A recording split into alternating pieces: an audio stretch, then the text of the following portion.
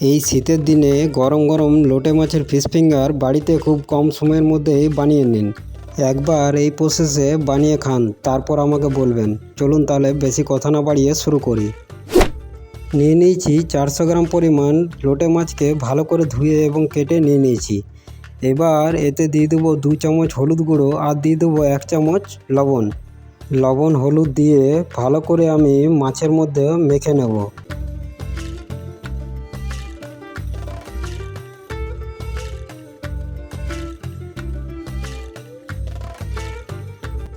মাছের মধ্যে ভালো করে নুন হলুদ মাখানোর পর এবার একটা কড়াইয়ের মধ্যে আমি দিয়ে দেবো মাছটা দেওয়ার সময় মনে রাখবেন গ্যাসের আঁচটা লো টু মিডিয়ামে রাখবেন এবং মাছটা দিয়ে পরে এতে দিয়ে দেবো হাফ কাপ পরিমাণ জল এবং জল দিয়ে আমি 10 মিনিট মতো মাছটা সেদ্ধ হতে দেবো ঢাকা দিয়ে।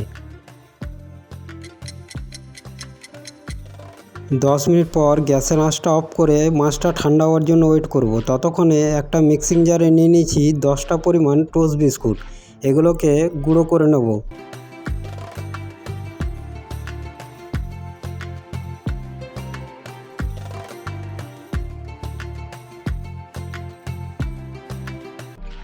বিস্কুটটা আমাদের গুঁড়ো হয়ে গেলে এটা আমি একটা বাটির মধ্যে নিয়ে নেব আর মিক্সিং জারের মধ্যে দিয়ে দেবো একটা পেঁয়াজকে 4 টুকরো করে কেটে আর দিয়ে দেবো 8টা মতো রসুনের কোয়া আর দিয়ে দেবো হাফ ইঞ্চি আদার টুকরো আর দিয়ে দেবো 10টা কাঁচা লঙ্কা। ঝালটা আপনারা নিজেদের টেস্ট অনুযায়ী ব্যবহার করবেন।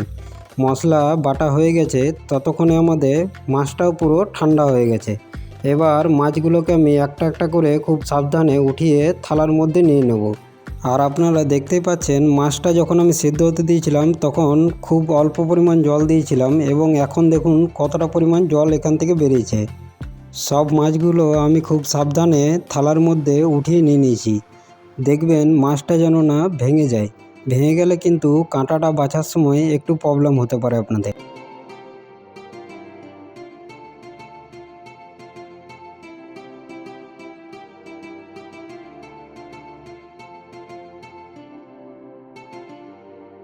সব মাছগুলোকে আমি থালার মধ্যে নিয়ে নিয়েছি। এবার কাঁটা ছাড়ানোটা খুবই সহজ এই মাছের, কারণ দেখুন মাছটাকে একটু হালকা হাত দিয়ে ম্যাশ করলেই এখান থেকে একটা লম্বা কাঁটা বের হবে। এটাকে সাইড করে নিলেই এইভাবে সব মাছগুলোকে কাঁটাগুলো বাছা যাবে খুব সহজেই।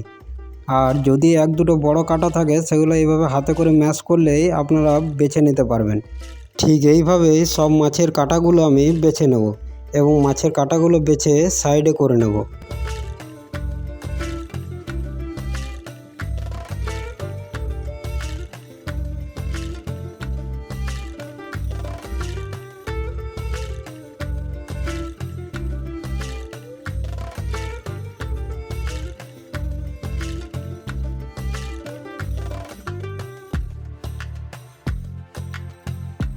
মাছের কাঁটাগুলো ঠিক একই প্রসেসে আমি সব বেছে নিয়েছি। এবার গ্যাস অন করে কড়াই চাপিয়ে দেবো, তাতে দিয়ে দেবো সামান্য পরিমাণ সরষের তেল এবং সরষের তেল একটু গরম হয়ে এলে এতে দিয়ে দেবো মশলা বাটা পেস্টটা। মশলা বাটা পেস্টটা দেওয়া হয়ে গেলে এবার এটাকে ভালো করে নেড়ে চেড়ে কিছুক্ষণ ভেজে নেব।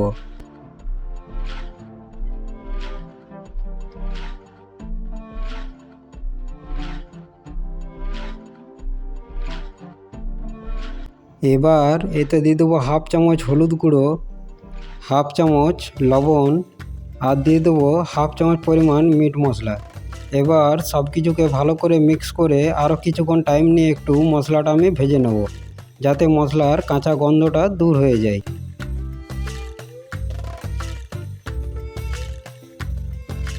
কিছুক্ষণ মশলাটা ভাজার পর এবার এতে দিয়ে দেবো হাফ চামচ কাশ্মীরি লঙ্কার গুঁড়ো এবং ভালো করে মিক্স করে মশলা থেকে তেল ছেড়ে আসা পর্যন্ত আমরা ওয়েট করে নেব।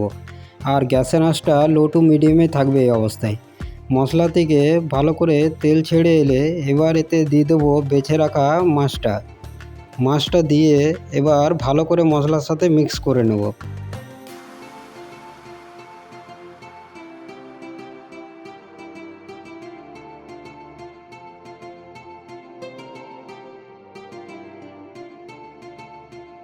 মাছটাকে ভালো করে মিক্স করে কিছুক্ষণের জন্য আমি মাছটা কষে নেব। আর মাছটা ঠিক কষানো হয়ে গেলে এবার ওপর থেকে দিয়ে দেবো আমি ধনেপাতা কুচি আর দিয়ে দেবো একটা পাতিলেবুর রস। ধনেপাতাটা চাইলে আপনারা স্কিপ করে দিতে পারেন, কিন্তু পাতিলেবুর রসটা অবশ্যই দেবেন।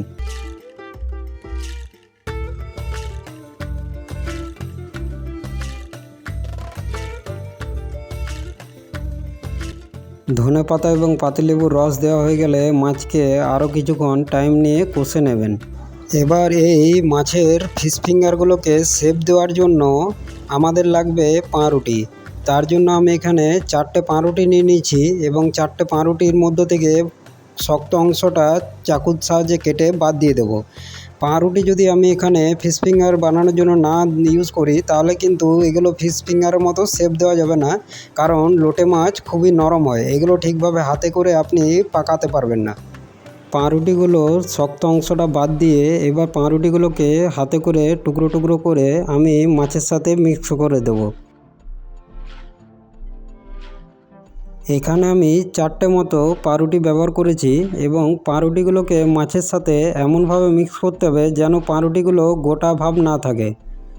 ভালো করে মিক্স করে এটাকে আমরা ঠান্ডা করে নেব।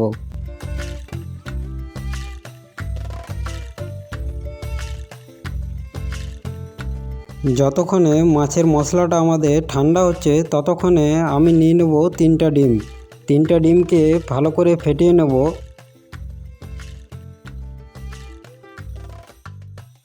ডিমটা আমি ভালো করে ফেটিয়ে নিয়েছি আর বিস্কুট গুঁড়োটা আমাদের রেডি হয়ে আছে। এবার মাছের মশলাটা ঠান্ডা হয়ে গেলে এখান থেকে একটা করে লিচি কেটে হাতের মধ্যে নিয়ে গোল গোল করে শেপ দিতে হবে, ঠিক যেমন অনুষ্ঠান বাড়িতে কাটলেটগুলো দেয়। এইভাবে হাতে করে ভালো করে শেপ দেওয়া হয়ে গেলে এটাকে আমরা ডবল কোটেন করব। আর ডবল কোটেন এই জন্যই করব কারণ ডবল কোটেন না করলে ফিশ ফিঙ্গারগুলো একটু ক্রিস্পি টাইপের খেতে হবে না। ভালো করে কাটলেটের মতো শেপ দেওয়া গেলে প্রথমে ডিমের ব্যাটারের মধ্যে চুবিয়ে এবার বিস্কুট গুঁড়োর মধ্যে এটাকে আমি বিস্কুট গুঁড়ো কোটেন করে নেব ভালো করে। ঠিক একইভাবে দুবার করে এটা করে নেবেন। দুবার করে করলে এটা খুব ক্রিস্পি খেতে হবে। ঠিক একইভাবে সবগুলো আমি রেডি করে নেব। সব ফিশ ফিঙ্গারগুলো আমি ঠিক একইভাবে কোটেন করে নিয়ে নিয়েছি। আর এদিকে গ্যাসের মধ্যে পরিমাণ মতো তেল দিয়ে আমি তেলটাকে মিডিয়াম টু হাই ফ্লেমে গরম করে নিয়েছি। এবার সব ফিশ ফিঙ্গারগুলোকে একে একে ছেড়ে দেবো এবং এটা গোল্ডেন টু ব্রাউন করে আমরা ফ্রাই করে নেব। আমার ভিডিওটা যদি ভালো লাগে অবশ্যই একটা লাইক করে দেবেন, আর চ্যানেলটিতে নতুন হয়ে থাকলে চ্যানেলটি সাবস্ক্রাইব করে পাশে থাকা বেল আইকনটি অন করে নেবেন।